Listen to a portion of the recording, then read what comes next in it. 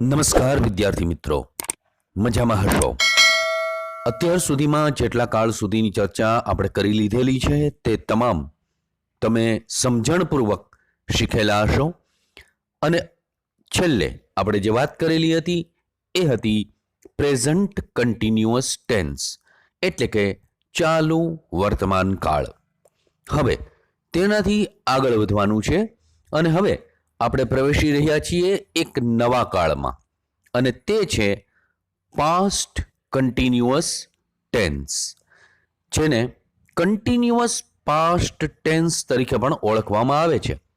ગુજરાતીમાં તેને કહેવામાં આવે છે ચાલુ ભૂતકાળ. ભૂતકાળમાં કોઈ ચોક્કસ સમયે કોઈ ક્રિયા શરૂ થઈ હતી કે કોઈ એક ક્રિયા થઈ રહી હતી ત્યારે બીજી પણ ક્રિયા થઈ રહી હતી, અથવા તો કોઈ એક ઘટના બની ત્યારે બીજી પણ ક્રિયા થઈ રહી હતી, તેને રજૂ કરવા ચાલુ ભૂતકાળ એટલે કે પાસ્ટ કન્ટિન્યુઅસ ટેન્સ વપરાય છે. પાસ્ટ કન્ટિન્યુઅસ ટેન્સને કન્ટિન્યુઅસ પાસ્ટ ટેન્સ તરીકે પણ ઓળખવામાં આવે છે. અંગ્રેજીમાં ચાલુ ભૂતકાળ વોઝ કે વેર સાથે જે તે ક્રિયાપદનું આઈએનજી વાળું રૂપ મૂકી બનાવાય છે. આ કાળમાં વાઇલ એટલે WHILE કે વેન WHEN વાળી વાક્ય રચના આવે છે. તેને એડવર્બ ક્લોઝ ઓફ ટાઈમના વાક્યો કહેવાય. આ કાળમાં then THEN at that time વગેરે સમયદર્શક શબ્દો આવે છે. ડાયરેક્ટ સ્પીચમાં જો ચાલુ વર્તમાન કાળનું વાક્ય હોય તો તેને ઇનડાયરેક્ટ સ્પીચમાં ફેરવતા ચાલુ ભૂતકાળમાં ફરે. લોંગ રાઇટિંગમાં વિઝિટના એસે એટલે કે પેરેગ્રાફ રાઇટિંગમાં આ કાળનો ઉપયોગ કરવાનો થાય છે. એટલે આ કાળ ઘણી બધી રીતે મહત્વનો બની જાય છે. તો ચાલો શરૂ કરીએ. આપણે સૌથી પહેલા તેના એક ક્રિયાપદને લઈ અને કોઠાથી શરૂ કરીએ. ટુ થિંકનો ચાલુ ભૂતકાળનો કોઠો લઈએ. ટુ થિંક એટલે વિચારવું. સિંગ્યુલર અને પ્લુરલ એવા બે વિભાગ. તેમાં ફર્સ્ટ પર્સન સિંગ્યુલર એટલે આઈ. આઈની સાથે અગાઉ આપણે સાદા વર્તમાન કાળ અને સાદા ભૂતકાળ સમયે સમજેલા છીએ કે સાદા ભૂતકાળમાં આઈની સાથે વોઝ આવે, તો અહીંયા પણ વોઝ જ મૂકવાનું, અને પછી થિંકનું આઈએનજી વાળું રૂપ એટલે વાક્ય બન્યું આઈ વોઝ થિંકિંગ. અર્થ થાય હું વિચારી રહ્યો કે રહી હતી. પ્લુરલ ફોર્મ વી વેર થિંકિંગ. વીની સાથે વેર આવે અને પછી થિંકનું આઈએનજી વાળું રૂપ અમે કે આપણે વિચારી રહ્યા હતા. આઈએનજી લગાડવાના નિયમો વિશે આપણે ચાલુ વર્તમાન કાળ સમયે જ શીખી ગયેલા છીએ, અને એટલા માટે એની વાત અત્યારે કરવાની રહેતી નથી. સેકન્ડ પર્સન એટલે બીજો પુરુષ.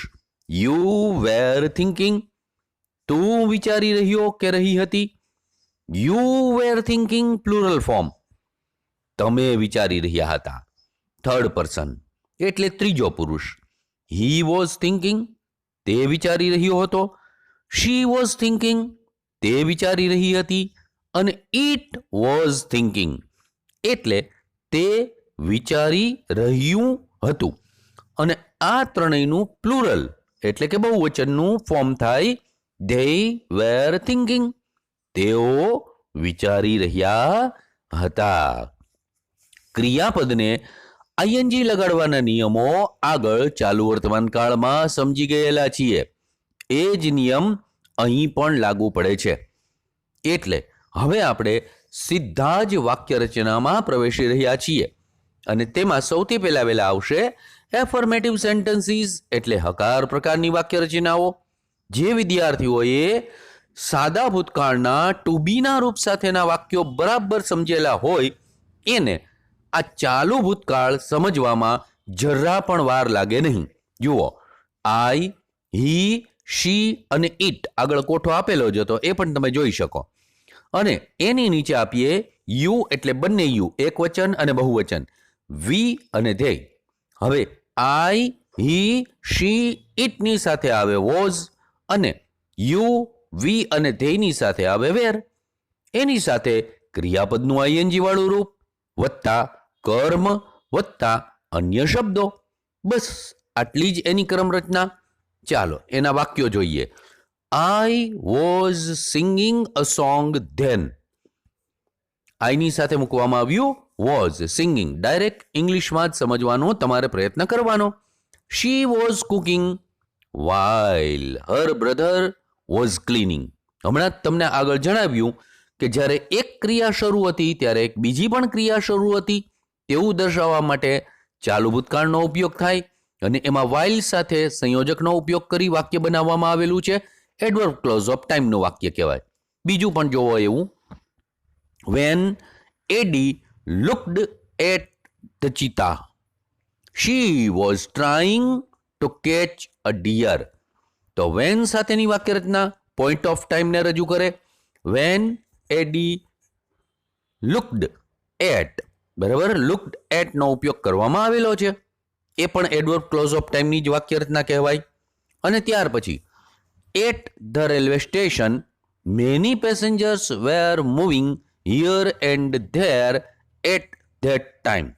એ સમયે એટ ધેટ ટાઈમનો ઉપયોગ એમાં કરવામાં આવેલો છે. અને પાંચમું, when I saw some children were swimming in the river. આ વેન સાથેની પોઈન્ટ ઓફ ટાઈમને રજૂ કરતી વાક્ય રચના કહેવાય. અહીં આપવામાં આવેલ વેન અને વાઇલ વાળા વાક્યો ફંક્શનની દ્રષ્ટિએ એક્સપ્રેસિંગ કે ડિસ્ક્રાઇબિંગ ટાઈમના વાક્ય કહેવામાં આવે. જોકે તેની પછી આગળ વાત આવશે જ. અને હવે આપણે વાત કરવા જઈ રહ્યા છીએ નેગેટિવ સેન્ટેન્સીસની. નકાર પ્રકારના વાક્યો તો જુઓ કઈ રીતે બને છે તેની ક્રમ રચના. આઈ, હી, શી, ઇટ, અને એની નીચે વી, યુ અને ધે. આઈ, હી, શી, ઇટની સાથે વોઝ નોટ અથવા વોઝન્ટ. વોઝ નોટનું ટૂંકું રૂપ થાય વોઝન્ટ. અને એ જ રીતે વી, યુ અને ધેની સાથે આવશે વેર નોટ અથવા વેર નોટનું ટૂંકું રૂપ વેરન્ટ. બરાબર, વરન્ટ પણ કહેવામાં આવે. ક્રિયાપદનું આઈએનજી વાળું રૂપ પ્લસ કર્મ પ્લસ અધર વર્ડ્સ એટલે અન્ય શબ્દો. અને હવે ડાયરેક્ટ ઇંગ્લિશમાં જ તમારે એ વાક્ય સમજવાના. Now try to understand it, try to learn it very well. He was not or wasn't discussing the matter then. Look at the second example. The dog was not or wasn't running at that time. Look at the third sentence. They were not or weren't quarreling when she reached there. Now look at the fourth example. You were not or weren't flying kite while we were dancing on the terrace. While સાથેની વાક્ય રચના મૂકવામાં આવેલી છે. Fifth, the police arrested them while they were not following the rules of the lockdown. Sixth, while she was not sleeping, her husband was also not resting. નકાર પ્રકારની વાક્ય રચના મુકાયેલી છે, જોઈ શકો છો. અને પછીનું, anyone was not understanding anything then. આગળ વધીએ. હવે આવે છે inversion questions and their answers. ઉલટાવેલા કે પલટાવેલા પ્રશ્નો અને તેના પ્રત્યુત્તર. એક વોઝ અને એક વેર સાથેના એવા એક્ઝામ્પલ જોઈએ. સૌથી પહેલા હકાર પ્રશ્નાર્થની વાત કરીએ છીએ, તેમાં વોઝ સાથે પેલું વાક્ય. Was he enjoying the movie then? Yes, he was enjoying the movie then. Yes, he was. No, he was not or wasn't enjoying the movie then. No, he wasn't. Now look at the second example. આ inversion ક્વેશ્ચનની વાક્ય રચના કહેવાય. ઉલટાવેલા કે પલટાવેલા પ્રશ્ન વાક્યો અને એના જવાબ કાં તો યસમાં આવે કાં તો નોમાં આવે. વેર they visiting the Statue of Unity at that time? Gujarati સમજી લ્યો. શું તેઓ એ સમયે સ્ટેચ્યુ ઓફ યુનિટીની મુલાકાત લઈ રહેલા હતા? Yes, they were visiting the Statue of Unity at that time. Yes, they were. No સાથે જવાબ આપીએ તો no, they were not or weren't visiting the Statue of Unity at that time. No, they weren't. હવે બીજું નકાર પ્રશ્નાર્થની વાત કરીએ એટલે એનું ટાઇટલ બને negative inversion questions and their answers. જુઓ કઈ રીતે બને છે. પહેલું example, was she not answering the questions correctly then? અથવા બીજી કઈ રીતના બને આ વાક્ય એટલે કે પ્રશ્ન વાક્ય? તો કે વોઝ અને નોટને ભેગું કરી દઈએ એટલે થઈ જાય વોઝન્ટ. તો ઓર કરીને wasn't she answering the questions correctly then? હવે એનો જે જવાબ આપવો હોય તે આપવાનો. યસમાં જવાબ આપવો હોય તો યસમાં આપવાનો અને નોમાં જો જવાબ આપવો હોય તો તમારે નોમાં જવાબ આપવાનો. બંને એક્ઝામ્પલમાં તો આપણે લેશું જ. Yes, she was answering the questions correctly then. Yes, she was. No, she was not or wasn't answering the questions correctly then. No, she wasn't. Now look at the second example.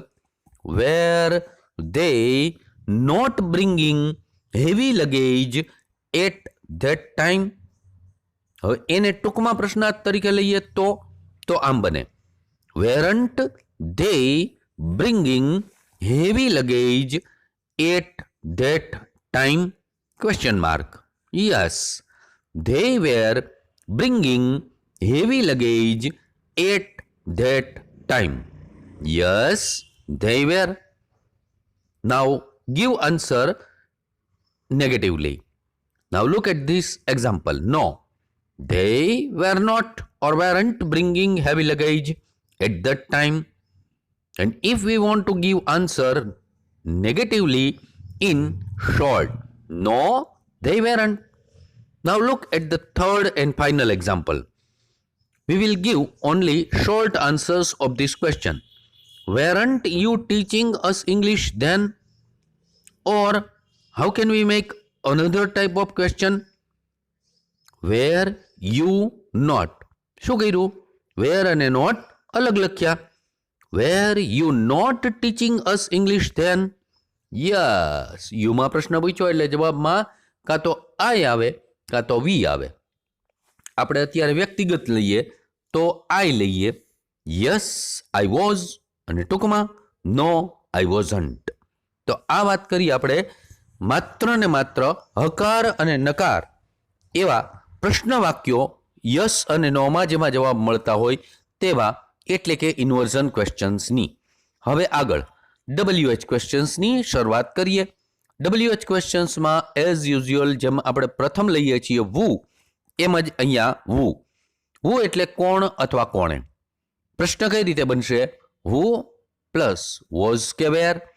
સામાન્ય રીતે વોઝમાં જ પ્રશ્ન પૂછાય, પણ જ્યારે વાક્ય આપી દીધેલું હોય આપણને અને એવા સમયે આપણે એમાંથી પ્રશ્ન બનાવવાનો હોય તો વેર વાળો પ્રશ્ન હોય, મૂળભૂત વાક્ય વેર હોય તો આપણે બનાવી શકીએ ખરા.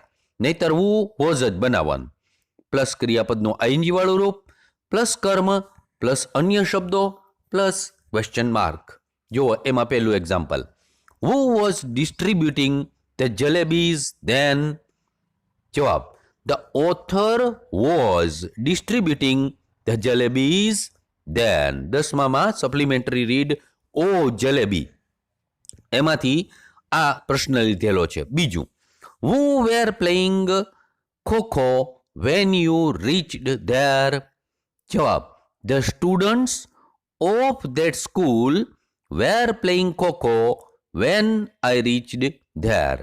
કારણ કે ખોખો કઈ એકલા એકલા તો રમાય નહીં એટલે વુથી વેરમાં પ્રશ્ન પૂછવામાં આવ્યો. Who was not hitting the ball at that time? જવાબ, the batsman. વુથી પ્રશ્ન પૂછાય એટલે જવાબમાં કરતા જ આવે, એ તો આવડતું જ હોય આપણને. The batsman Shailesh was not hitting the ball at that time. નકારમાં પણ પ્રશ્ન બનાવીને તમારી સામે રજૂ કરવામાં આવ્યો છે. હવે બીજું, વોટ એટલે શું? અત્યાર સુધી સમજી ગયેલા છીએ. બે વસ્તુ શોધી શકાય, નિર્જીવ કર્મ અને ક્રિયા વોટથી પ્રશ્નમાં. તો સૌથી પહેલા નિર્જીવ કર્મ શોધવા માટે કઈ રીતે બને ક્રમરચના જોઈ લો. વોટ વત્તા વોઝ કે વેર વત્તા કરતા વત્તા ક્રિયાપદનું આઈએનજી વાળું રૂપ વત્તા સજીવ કર્મ વત્તા અન્ય શબ્દો અને ક્વેશ્ચન માર્ક. પેલું, what were those doctors giving to the patients than?